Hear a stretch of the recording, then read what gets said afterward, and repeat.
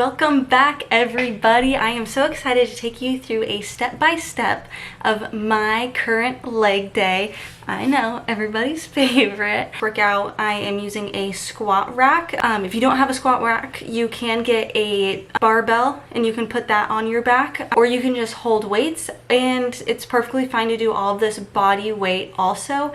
Do whatever you're comfortable with, the weight that you're comfortable with. Don't do a certain weight because I'm doing that. It's 100% what you and your body need. So never feel like you have to push yourself because of a weight that I'm doing, or never feel like you have to hold yourself back because you're gonna do more weight than me. So it's completely up to you and up to your body. Before we get started, please make sure that you like and subscribe to my channel so that you never miss another workout with me. Also, you can follow along on my Instagram at Jalen_Nordstrom. I update that daily with all my fitness and health tips, tricks, and motivation.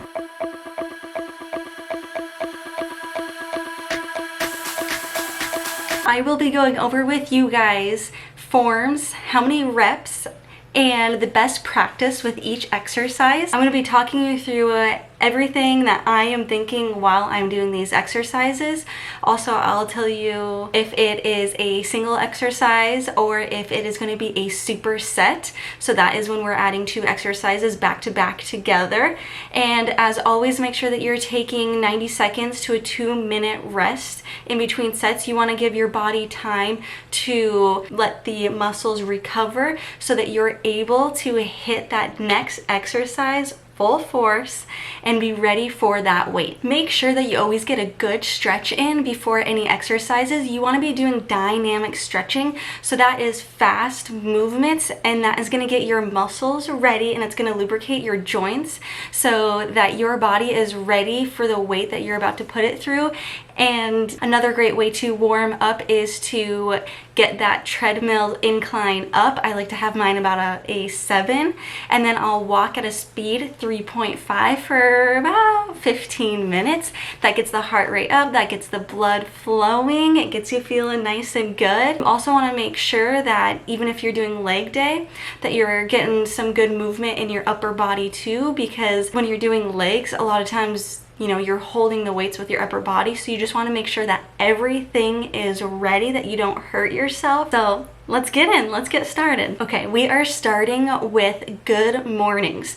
So when it comes to any sort of weight that you're putting on your back, you want to make sure that you're starting with good form. So you're going to notice this when I'm doing my squats or I'm doing my back lunges, is that I am making sure that I am getting underneath that bar, that my feet are stable underneath me before I pick that bar up, and then I take a big step back, and then I get the other foot back before I really adjust myself, because you want to make sure that that weight is evenly distributed. When I am going down, I pretend like there's a string on my butt and it's pulling me, so you're hinging at the waist.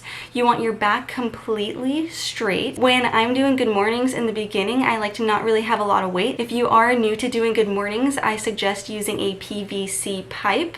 That can really help you get down the movement, because you are bringing that weight forward, and then you're going to safely take a couple steps forward, making sure that the weight is staying stabilized, and then you're going to re-rack that back on to the squat rack. Now that we are warmed up and ready to go, we are going to get into barbell back squats. We really want to make sure that we are ready for that weight. So I always like to do 2 sets of 15, starting out with just the bar, no extra weight, just making sure that I'm feeling good. And a lot of times that's how you can really tell how heavy you can go throughout the day.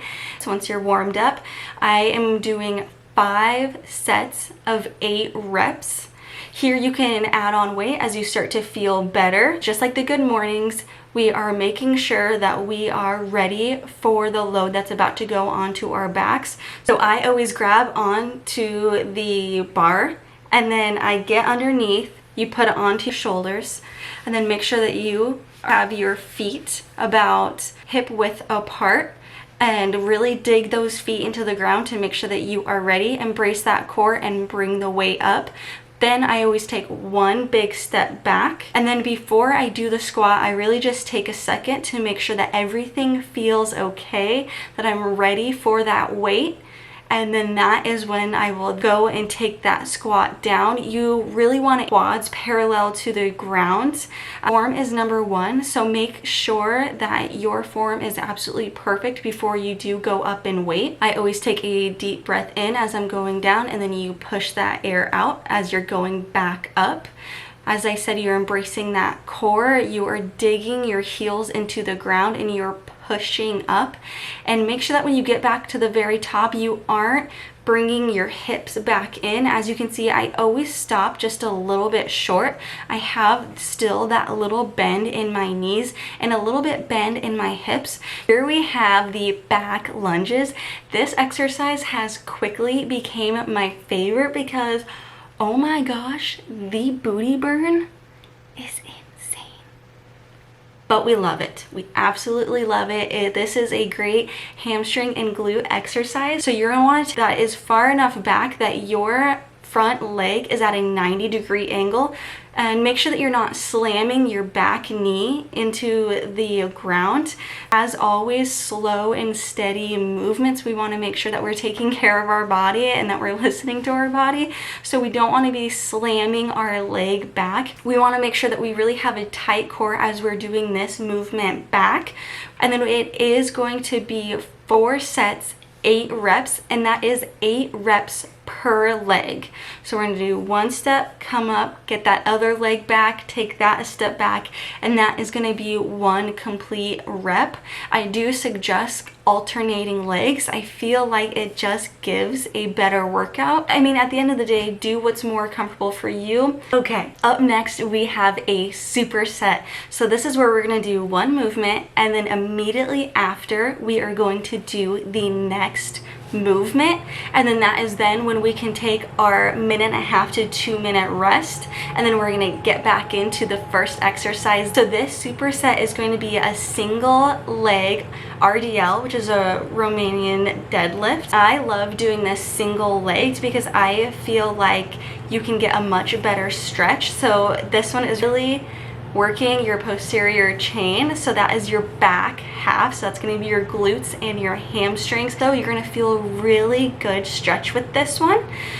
When I do single legs and I'm using weight, I make sure that I'm always hanging on to something, but I encourage you to hang on to something that is about shoulder height or maybe even a little bit lower.